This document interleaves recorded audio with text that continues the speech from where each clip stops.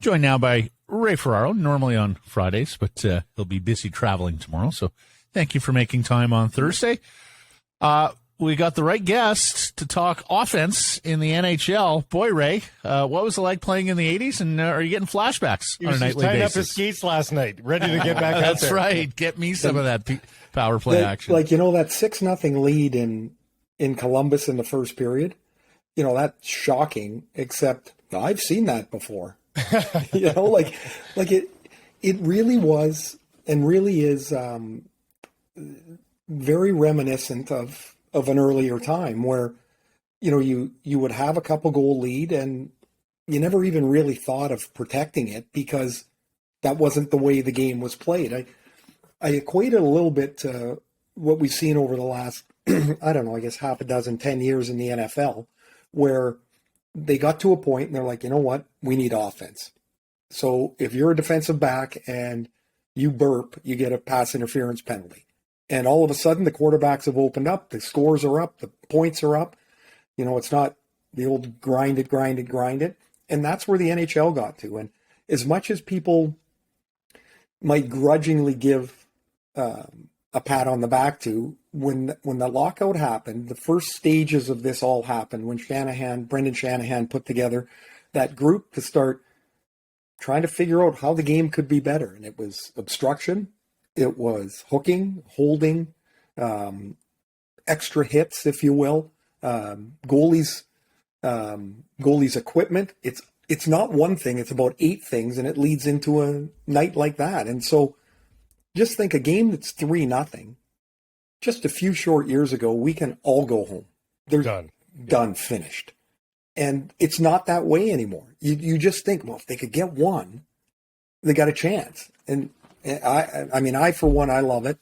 But it's always looser at the start, Ray. Yeah. Is this more than that though? Is this actual? And I don't expect to see 9-4 games on April the 1st with playoffs on the line. But do you think this is lasting power more than just that loose open play at the start of the season? Well, I do, coming on the heels of last year. Like if you think and take a look at last year of how many players had career years, like it's incredible. How many guys you look at, you go like, Miller's 99 points. Is he ever going to do that again? I don't know. Probably not, but 99 points. Go around the league, guys with 35 goals and 37 goals. And now you've got, we were really fortunate this morning. We had Tage Thompson on our podcast. Oh my gosh.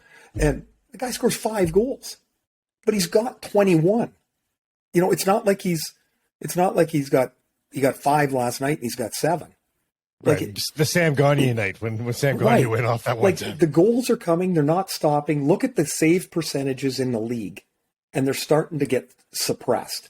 So, again, just a few short years ago, it was 9-15. You got to be 9-15. And now I think if you're 9-07, 9-08, you're good goalie. Wow, that's a good number. And it's funny you dropped those numbers. Hey, crazy, isn't it, Matt? Like crazy how it's changed. Well, it's crazy you dropped 907 to 908 because 2 years ago, league average save percentage was 908. Last year, it's 907. This year, now, it's 904, and we're at 3.01 goals, so we're above the 3-goal bar. We were talking about this the other day, Ray. We're above Daniel the 3-goal bar. Berthume would be great this year. The bandit. For the first time since 95-96, we're above 3 goals per game on average per team. And just think of that. Coaches have said for quite some time it's a race to 3. Mm-hmm. They'd say in this league it's a race to 3. Well, now race to 3 and you get a tie. Like you've got to find a way to create offense more than to defend, because the defending is going to come anyway. Like the game is going to tighten up. It always does. Even last year, right? The teams that win at the end are able to defend somewhat, but in the midst of that, you've got to find a way to keep putting pressure on teams to make it hard to defend.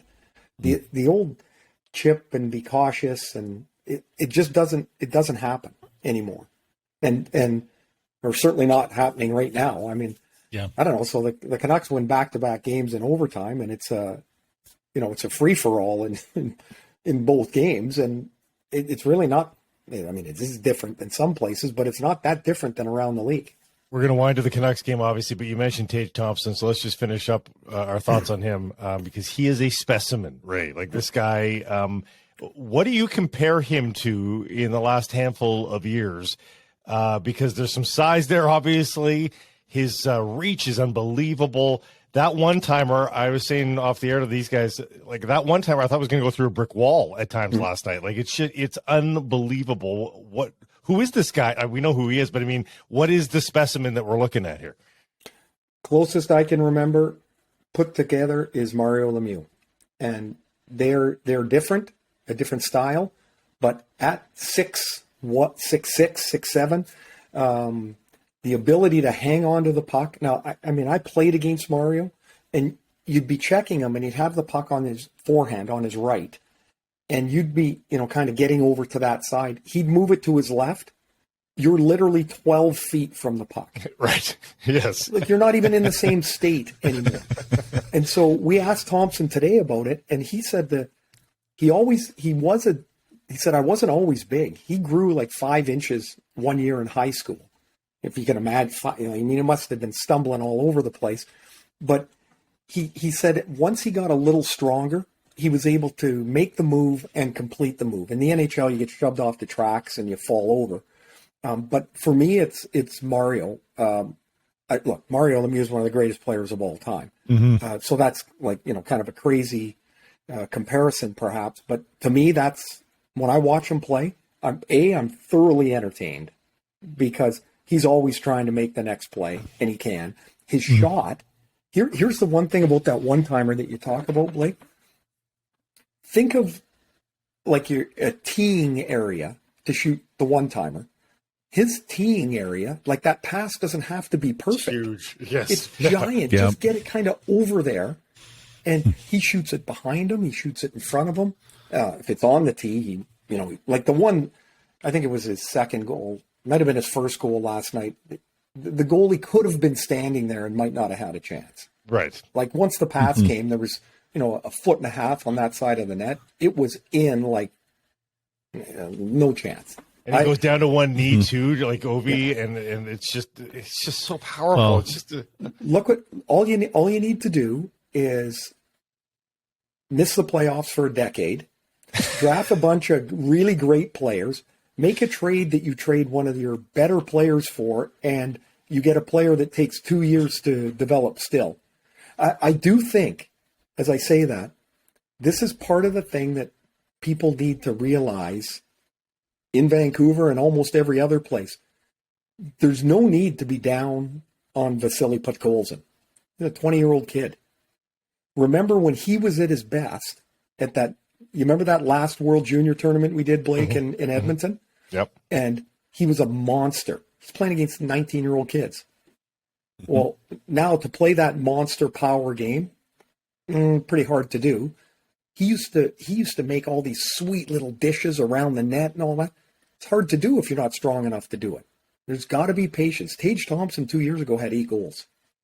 He had 8 goals. good point. Guys, I was just going to say, his first 150 NHL games, he had 18. He's got 21 in 26 games this year. So credit to the Buffalo Sabres and Tage Thompson. He has obviously improved here over the last few years. Yeah, his arc isn't reminiscent of the arcs of the young stars that we've seen. Like he's 25 years old. He's exploding now, but he's 25. Like it's right. Well, he exploded last think, year. second 38 team, goals. right? Second team, right? St. Louis had him. They got into their position on the road was further up the trail, and they needed a established player. They get Ryan O'Reilly, fantastic player, and he wins the Stanley Cup. Yep. And you got to give up Tage Thompson. But do you think St. Louis thought he was going to be this? Probably not. No. Grady Sass did a little celebration there. His tweet last night about he's a poor man's Mario Lemieux when you look at the big size and everything he did. He got heat for it as well. I think we should say, guys, on offense, not to rain on anyone's parade, but power plays are going at 23% league-wide. They have only just crested 20 in 3 previous years, so one would think that the power play percentage is going to come down a little bit. Okay, but Matt, I've got to rebut to that, and it is penalty killing. Technically took this huge jump in the way that penalty kill was effectively established, it wasn't just in zone. Just think of all the pressure up ice now. If the teams they get up the ice and they attack and they disrupt up there. In zone, if you bobble the puck, there's two guys on you. So the penalty killing took this huge quantum leap forward, and the power play had been pretty much the same. Two guys on the point, and then it moved into the umbrella and then the bumper thing. Now, if you watch the good power plays, nobody stands in the same place. They've got the 5 established points. Somebody's got to be in them. And so I think the power plays have evolved to a point that it's really hard for the penalty killers to keep track of where the hell everybody is. And I think power play numbers will stay elevated for the foreseeable future until penalty killers figure out the next way to stop the puck moving around the zone. 23% would be the highest ever, but back when you played, Ray, it did hover in the 22s, got as high as 22.89 and 81-82, and through the mid-80s, it stuck there in the 8. And you're right about the penalty killing. Penalty killing in 1990-91 suddenly crested 80%, and it stayed there virtually without interruption until a couple of years ago when the power play percentage crept back over 20. Again, some of it, the theory is that, well, not only do you have defensemen who can play with the puck, as you mentioned, not a very few, chip it off the glass and out guys, but also you got guys on fourth lines who are a little craftier, a little better with their hands and with the puck than they have been in years past, which brings us to Dakota Joshua, Ray, and his 2-goal period and should have been a hat trick. What have you made of his addition with the Vancouver Canucks? I thought it was pretty tepid early. A guy for the first time was looked upon as an NHLer as opposed to a guy kind of making his way. And I don't think, I think he felt heat to be a real NHLer. And, remember the first bit didn't go very smoothly for him. And people were expecting more physicality and, and more of a power game. And I think it's only been in the last month or so where you go, oh, I can see why St. Louis liked him. I can see why Vancouver identified him as a guy that can play on a fourth line. He's big, really big. He's strong, and he can skate. And I really like the construct of their fourth line right now. I do think Allman has got something there. There's something there with him. I don't think he's a fourth line player in the future. You think he's third? Yeah, I do. Yep. He can skate. He covers ice. He covers ice. There was a back check in the second period. Somebody screwed up. He came on a bobbled puck. He came from 15 feet behind the play, and he covers his wingspan is enormous, and he broke up the play. He's not super fast, Ray, but he's got the length. There's a coverage of the ice that he has. He's not a blazer, but he can skate. Yeah. He's not he's not going to win the race, but he's in the right place. I like the way they are. That fourth line, we'll get back to Joshua in a sec. It used to be you had a fighter and a penalty killer and another guy, whoever that player was. Yeah. Each player now has to have something that they bring to the table. And so the evolution for Joshua is going to be, what does he bring other than being a fourth line left winger? Can he play net front? Can he do that? At some point, you're going to have to find out. Lazar kills penalties.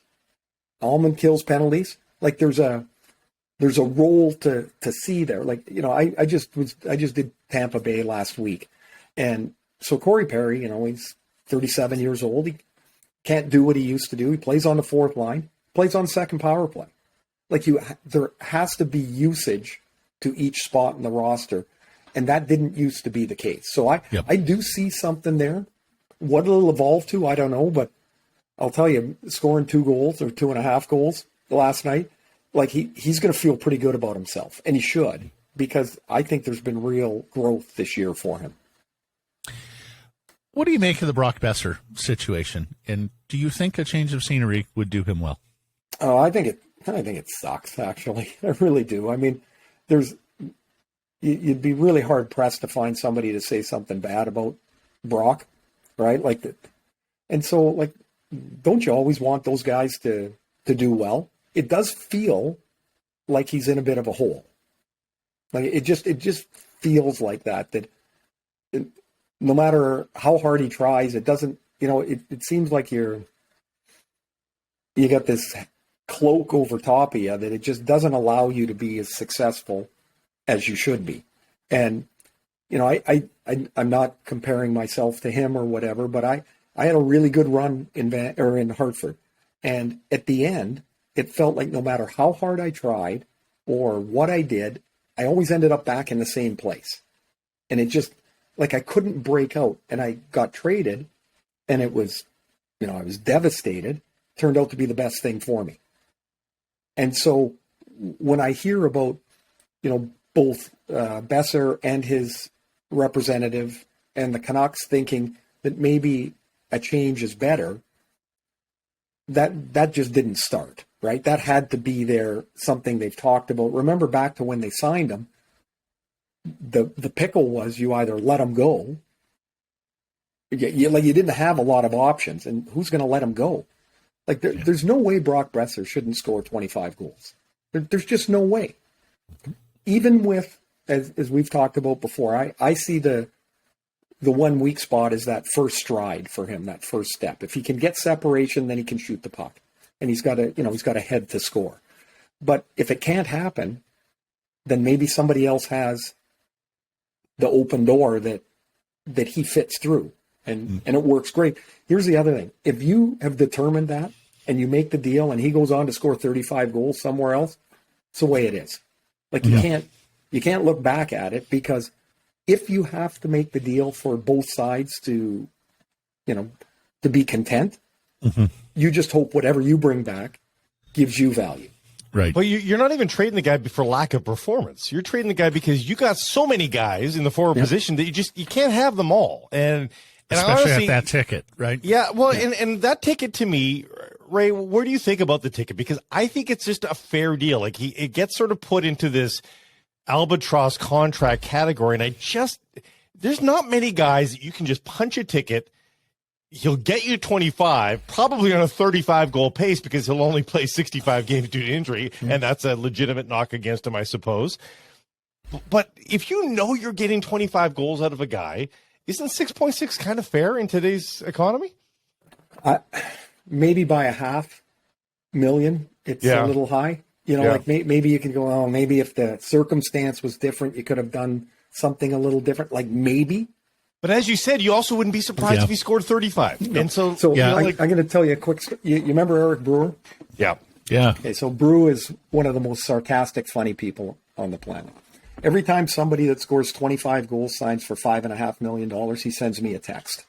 And he says, geez, could you imagine the sheets you would make if you were playing today? Sends it every time. Drives me up the walls. But as soon as I see his name, if I haven't heard who's signed, I know somebody has. Yes. Right? For $5.5 million, yes. So the price is never what you want it to be. It rarely is. It wasn't 6 months. I guess it was 4 months ago. Tage Thompson signs a $50 million deal. Right. Remember the howls about that? Mm-hmm. Where'd everybody go this week? Yeah. Right? So you do the best you can at that time. But look, when Jim Rutherford came in, he said very clearly, we need to clear cap space and we need to get draft picks. Mm-hmm. Very clearly. I don't know why anybody's surprised. Yeah. That this might be going on, because as hard as it is to do those two things in today's world, it still is the goal, because that's what he stated it is.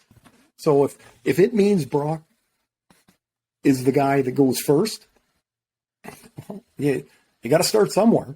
And again, to make it perfectly clear, it's really an odd spot, because nobody seems to really have any venom in it. It's that's what makes it really the oddest of spots, I think. Just because it's out there today, I mean, we're talking about Brock and change of scenery, and Elliotte Friedman in his column just mentioned. And he said, look, this isn't coming from an informed place, but I just wonder about Anthony Mantha in Washington, who may well be a change of scenery player as well, sitting on 13.6 goals in 28 games at $5.7 million for this year and next. I mean, he was traded for a pretty good player there from Detroit. Hasn't necessarily worked out in Washington. He's a big man. What kind of a player is he? Been the same since he's turned pro. You look at him, the size, the shot, the ability, and he always leaves you a little wanting. Like he is, I'm telling you guys, he is skilled. He can play and should play at the top of lineups. Plays both sides of the ice. He shoots a big one-timer. He can play in a big game, and he's kind of in and out. And that's really the frustration with Anthony Mantha. Honestly, it's got nothing to do with anything else. It's like, can you get the same game on Tuesday that you get on Thursday, that you get on Saturday? And it's not going to be great all the time, but can there be a baseline of effectiveness? And Anthony's had wild swings through his career because he's a talented kid. Lastly, Ray, with the Canucks getting these wins in 11-goal, 13-goal games, if you're a guy in that room right now, you know that you're getting AHL goaltending, and that's all due respect to Spencer Martin, but it's tough to be a number one in the National Hockey League. What's your do you think that you can score 5-6 goals every single night and get these wins going forward on a regular basis? Like, what do you think they're thinking in that room? They do. Yeah? They do. For sure they do. Because as I look around, I'm not seeing any Selke Trophy candidates there, right? No. So true. they all view themselves, I'm sure they do, as offensive players. And so an offensive guy, like, I didn't care who was playing goal for us. I got nothing to do with that. But if we need to get 5, well, then we need to get – you don't even think about it. You're like, we've got to win. Mm-hmm. Like, how do we win? I'll tell you, the other night, I'm in Dallas. It's 4-0. And with the time change, I'm like, man, I'm dead tired. I got to go to bed. I don't even text Cammie good night because I'm like, it's 4-0. She needs to hear from me like a hole in the head. So she calls. It's 12:30 in Dallas. And I'm like, hey, sorry, I didn't call, but a game sucked, and I didn't. And she goes, yeah, we won. I'm like, what do you mean? So she told me the score, and I was like, well, I said, I'll call you in the morning. So I wake up in the morning and I'm checking the scores, and I thought she said they won 5-4, which I thought was unbelievable. Yes. I missed 4 of the goals. It was 7-7. I'm like, what the hell happened there? And so to your point, Blake, I think when you're just in it, you're not really evaluating or thinking too deeply about the goaltending or about the defense. But a guy asked me this 2 days ago, I'm in Dallas doing the Leaf game, and one of the Leaf media says, what did the people in Vancouver think the team was going to be? Like, did they think this was a 110-point juggernaut, or was it going to be a bubble team? Because that's what they're going to be. Now, how you get there is... Right, it's the how more than anything. Yeah, I mean, like, it's wild to think that you need 5 goals to get 2 points, but we started off the hit talking about that power plays are up and goals are up and goaltending's down, and don't leave.